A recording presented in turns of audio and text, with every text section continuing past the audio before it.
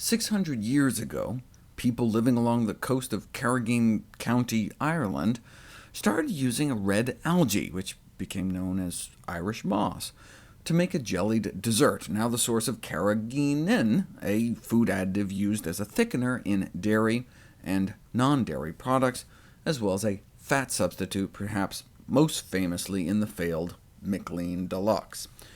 In 2008, I raised a concern about it. We had known for decades that carrageenan had harmful effects on laboratory animals, but this was the first study done on human cells to suggest that carrageenan exposure may have a role in the development of human intestinal pathology. But that was all 5 years ago, though. What's the update? Well, after the activation of inflammatory pathways was demonstrated in actual human colon tissue samples, Europe pulled it from infant formula, out of an abundance of caution. The latest suggests carrageenan consumption could possibly lead to a leaky gut by disrupting the integrity of the tight junctions that form around the cells lining our intestine, which form the barrier between the outside world and our bloodstream.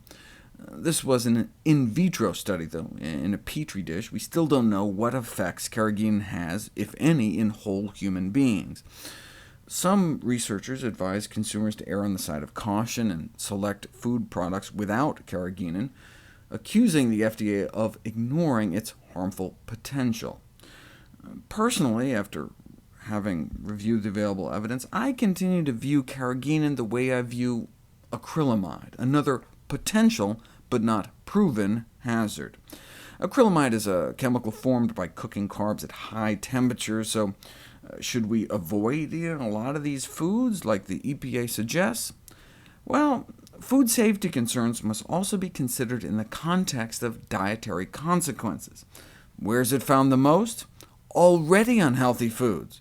So sure, use your concern about the probable carcinogen acrylamide as just another reason to avoid potato chips and French fries.